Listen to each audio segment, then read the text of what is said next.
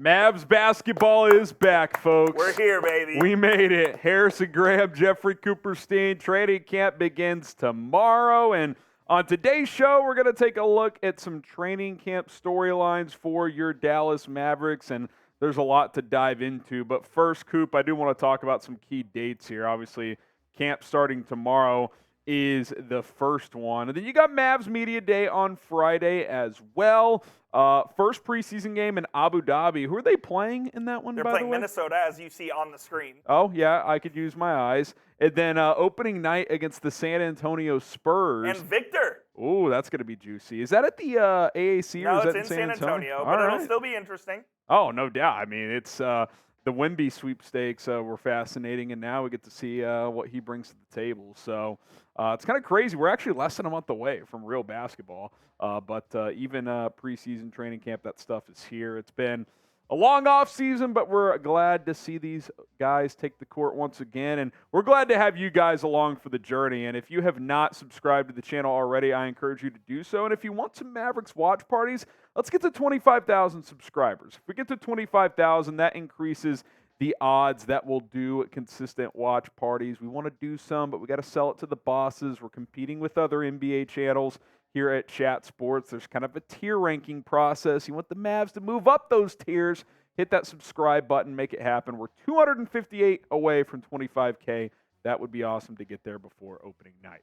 All right, Coop, let's get into these storylines to watch out for. And I think the starting lineup battles, because two spots appear to be open for grabs, Coop, according to Jason Kidd, who spoke to Mark Stein on the radio just a few days ago. Yeah, Jason Kidd basically said that the second wing spot next to Grant Williams, as well as the center position, are up for grabs in the starting lineup. He even mentioned guys like Olivier-Maxence Prosper and Dereck Lively, who could compete for these spots as well. So I just wanted to start with small forward.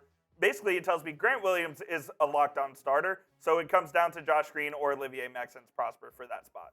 Yeah, and that's interesting, Coop. Like, I would not have anticipated this being a potential competition, but number one, I think coming off a year like you did last year, you need to be more open-minded and not just be a stickler for these five guys are going to start. We're not even going to let it play out in training camp and in the preseason. I think there should be more competition. They can't do the same thing they did with JaVale McGee. Yeah, exactly. You shouldn't. The only guys who you're like, hey, you're going to start every game, Luka and Kyrie. Beyond that, like if you're not playing well, you shouldn't start. I mean, that's how it goes. And I'll say this though, I want to see Omax play and thrive. But if he beats out Josh Green in training camp, I think that's also a problem because Josh Green should not get beat out by Omax. No, he should not. I will say this, though, Coop. I am intrigued by the idea of it because your starting backcourt of Luka and Kyrie defensively, there's issues there. Omax, For sure.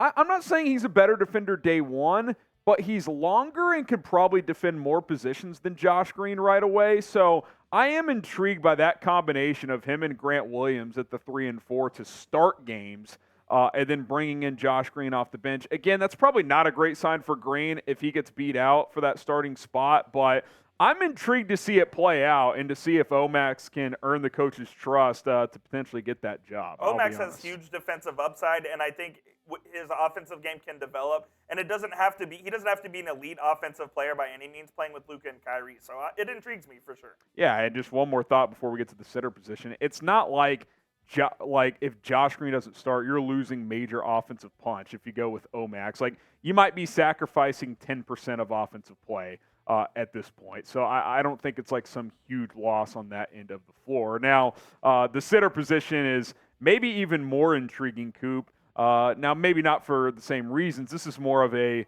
what's the best of the bad options. Not that I think Dereck Lively is going to be a bad player, but we're talking about a center who's a rookie, and while the tools are there, they're very raw tools. I mean, especially offensively. So this will be interesting to see how this plays out.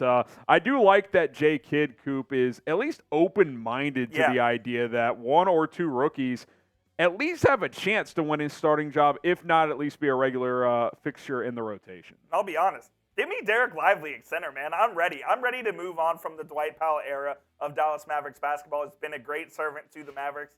It is time his role gets diminished. And I'll say this. Jason Kidd values two things more highly than I think anything else. Athleticism, defense. Lively, best defender, best rim protector as a big man. most athletic big men we have. Yeah. I think those two add up, and I think that's why Lively could get on the court way sooner than we anticipated. And look, are there going to be growing pains early? Are there going to be some moments where it's like, yep, that looks like a rookie dropping, a drop-down pass from Luka or Kyrie offensively, or, getting stuck in between on defense on a pick and roll. But, again, it's not like Dwight Powell is giving you a lot of reasons to just continue to give him 25 minutes per game. I'm down to give him 10 to 15. He gives you decent minutes, especially when he plays with Luka. And, I said this the other day, and I'll say it now. This is probably an indictment on Richaun Holmes, if we're being completely honest. If they're already under consideration of starting Dereck Lively, that probably tells me that they're not very high on Richaun Holmes. Does not bode well for Holmes at all. No. I mean, they made the trade, I think, more or less to acquire Omax, more so than acquiring Richaun Holmes. And that's fine. I have no problem bringing on Holmes for, a couple months, a year, 2 seasons, if that means you get a player in the draft that you feel really good about. But if I do think I'm losing, not that I ever had major hopes, but I'm losing, the thought, the idea that he could get back to what he was a couple of years ago. I don't think that's going to be the case. Obviously, we'll see how it plays out, but kind of with you, if Lively shows you enough, at least juice defensively early on, which we know he's capable, why not? What's the downside there? If he's not ready for a major role, and well, you still have Dwight Powell sitting there. I mean, it's obviously not ideal, but I'd rather throw Lively in there to start if Richaun Holmes is just not the guy that maybe you were hoping he could be. Discuss below, what is your ideal starting 5 for the Dallas Mavericks? Let us know in the comment section, and just stick to guys currently on the roster. I mean, ideal is you trade for a better center, but for that to happen before opening night, that's probably unlikely at this point. Or Giannis. Let us know in the comment section right now. Okay, Luka's fitness. Obviously, Coop, this has been a big storyline this offseason. He appeared to really hit the ground running with that heading into the FIBA World Cup, and obviously he got banged up in that, and it's been, about 3 weeks since that ended, Coop? So the question is does he look ready to go right away? Has he had to take his foot off the gas a bit because he did have that thigh injury? That'll be very fascinating just to see how he looks this week at training camp. He has to come in ready to go. It cannot be a situation where he's out of shape, hasn't played basketball in a few weeks. He has to be reared up and just ready to ride because the Mavs need him. The Mavs need him to be great, and they need him to be great early in the season. Yeah. Over the last 3 seasons, the Mavs have started out slow in every single one of them, and it came out to bit him in the ass last year. So hopefully it doesn't this year, and hopefully Luka's ready to go. That injury thing is so annoying, especially because he played 37 minutes after the fact that he sustained that injury in the FIBA World Cup. So hopefully that's all fully healed and it's not a big deal. But he just needs to come in ready. Yeah, I mean, if it's one of those things where it truly was just like a thigh bruise or something like that, you would hope week or 2 off and then start training again, he'd be good to go. But obviously we'll learn more starting tomorrow and maybe even more on Friday during Media Day when there will be even more access. So definitely something to watch for, as it always is with Luka Doncic and his fitness, because if that's something that he can be better at, Coop, that's only going to make him an even better player overall. So we got more to discuss here on Dallas Mavericks Today when it comes to training camp storylines. But first, we got to talk about our sponsor, Prize Picks. Round of applause for the fellows over there. We appreciate Prize Picks for joining on here at Chat Sports and at Mavericks Today. If you want to spice up your game day experience, get started with Prize Picks right now. Prize Picks is a skill-based, real money daily fantasy sports game. If you're looking for a more fun way to spend your game days, maybe your NFL Sundays perhaps, look no further than Prize Picks. So how does it work, you ask? Well, here's how. You pick 2 to 6 players, and if they will go for more or less than their Prize Picks projections, you can win up to 25x your money on any given entry. Here's an example for the NBA. Since there's no games right now, you can look at season-long projections. So you've got Luka Doncic and Kyrie Irving points per game. I've got more on the Luka points. He averaged 32 last year. I think he can get up there again. Then I'm going to go less on Kyrie Irving. I think it's going to be more of an efficient approach. I still think he'll be in that 25 points per game range. But Coop and I have talked about it a lot. We just feel like this is the Luka revenge tour year. It wouldn't shock me at all if he averaged 34,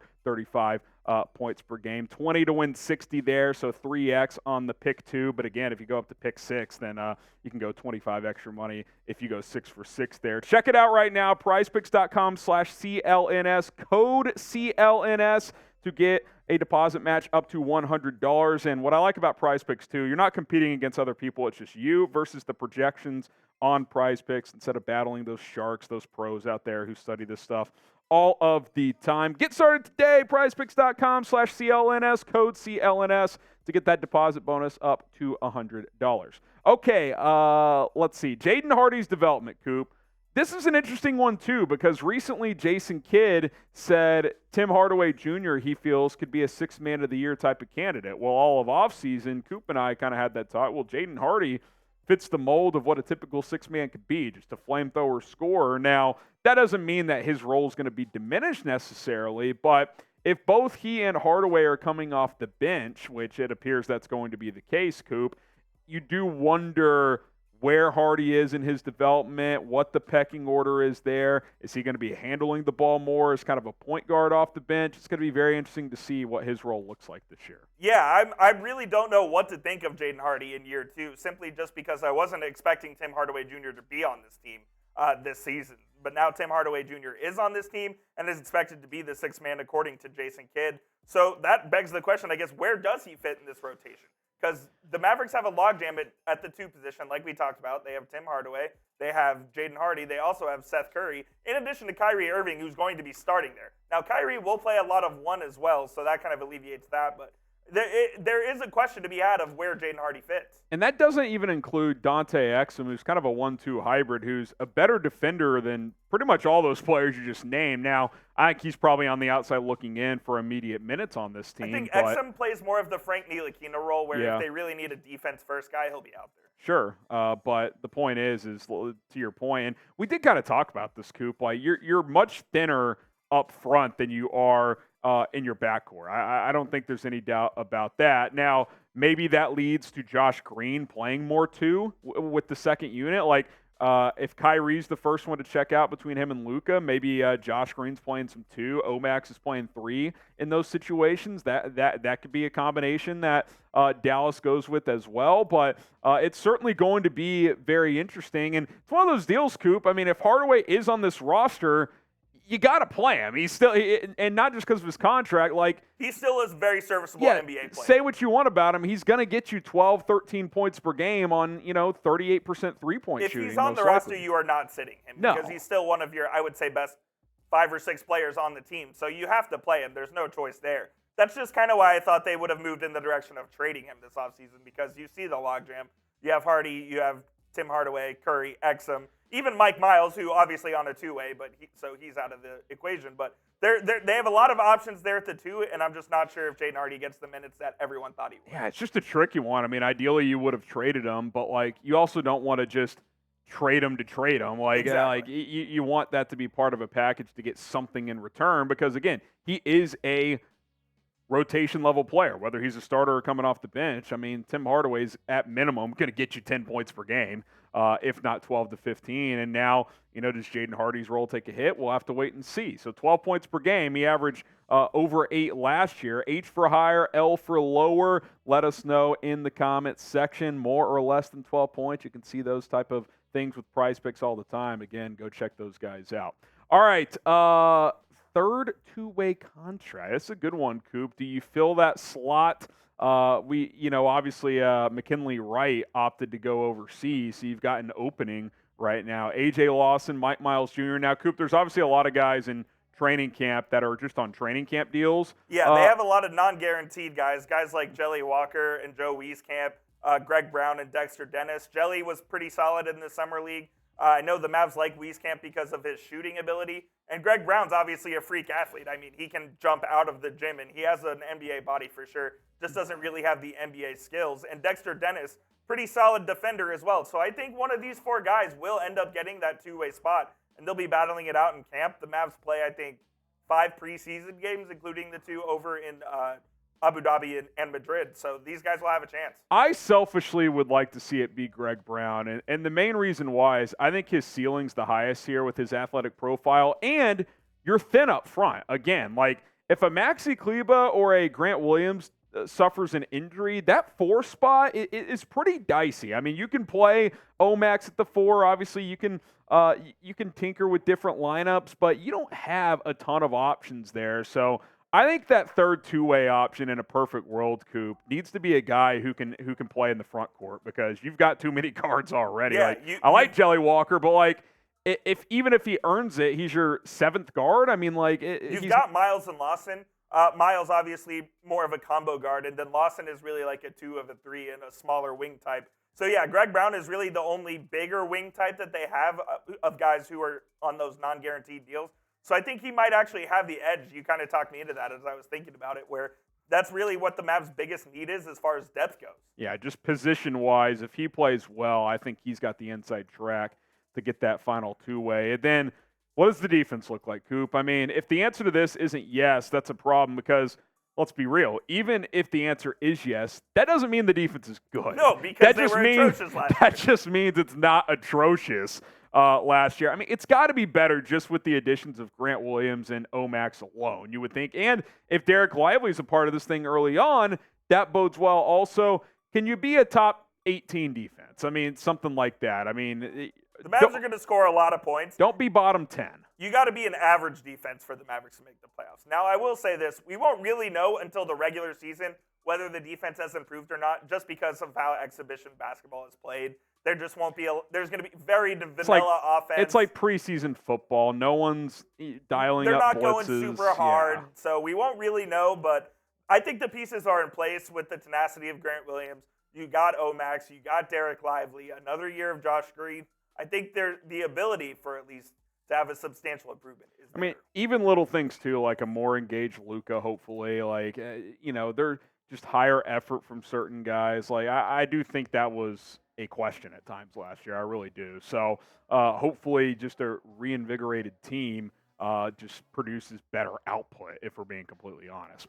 All right, there you go. A little primer ahead of training camp here. Some storylines to watch out for. We should get some news and notes falling through the cracks over the next few days. We'll have you covered Luka here. Doncic speaking to the media tomorrow. Oh, really? Opening day of training That'll be camp. good. We'll probably have a video on that, so stay tuned.